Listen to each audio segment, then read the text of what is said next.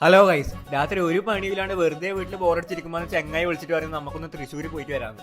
അങ്ങനെ ബാഗെല്ലാം പാക്ക് ചെയ്ത് നേരെ കണ്ണൂരേക്ക് വന്നിട്ട് കണ്ണൂരിൽ നിന്ന് ഇപ്പം ഫുഡ് കഴിച്ചുകൊണ്ട് പോകുന്നു. അങ്ങനെ ടിക്കറ്റ് എടുത്തിട്ട് ട്രെയിൻ കയറാൻ വേണ്ടി പോകുമ്പോൾ വേറൊരു ചങ്ങായിനെ കണ്ടത്. ഓനാണെങ്കിൽ കോളേജിലേക്ക് പോകുന്ന ചേട്ടാ. ട്രെയിനിൽ കയറി എനക്കപ്പം ലൈസ് കഴിക്കണം, അതുകൊണ്ട് ഒരു ബിങ്കും വാങ്ങി ട്രെയിനിൽ കയറി കഴിച്ചുകൊണ്ട് പോകുന്നു. ബായി ആണെങ്കിലും മുകളിൽ കയറിയ പാട് ഫ്ലാറ്റ് ആയിട്ടാ. അത് കണ്ട് ഉറക്കം വന്നിട്ട് ഞാനും കുറച്ചേരം കടന്നുറങ്ങി. അങ്ങനെ കുറച്ചു നേരം യാത്ര ചെയ്ത് നമ്മളങ്ങനെ തൃശ്ശൂരിലേക്ക് എത്തി. വീട് എത്തുമ്പോൾ തന്നെ നല്ല വിശപ്പുണ്ടായിന്, അതുകൊണ്ട് ഒരു ചില്ലി ചിക്കനും ദോശയും വാങ്ങി കഴിച്ചു.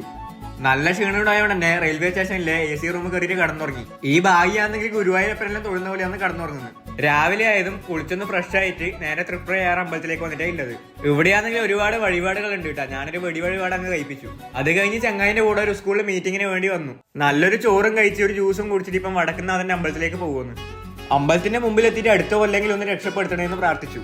കുറച്ചു നേരം പാർക്കിൽ വന്നിരുന്ന് ഇപ്പൊ സമയം രാത്രി ഒരു 8 മണിയായിട്ട് തിരിച്ച് നാട്ടിലേക്ക് പോകാൻ വേണ്ടി ട്രെയിൻ കയറി. കണ്ണൂർ എത്തിയപാട് ജ്യൂസി എൻജോയിൽ കയറിയിട്ട് നല്ലൊരു കോക്ടെയിൽ വാങ്ങി കുടിച്ചുകൊണ്ട് പോകുന്നു. ഇനിയിപ്പം വീട്ടിൽ പോയിട്ട് നന്നായിട്ടൊന്ന് കടന്നുറങ്ങണം.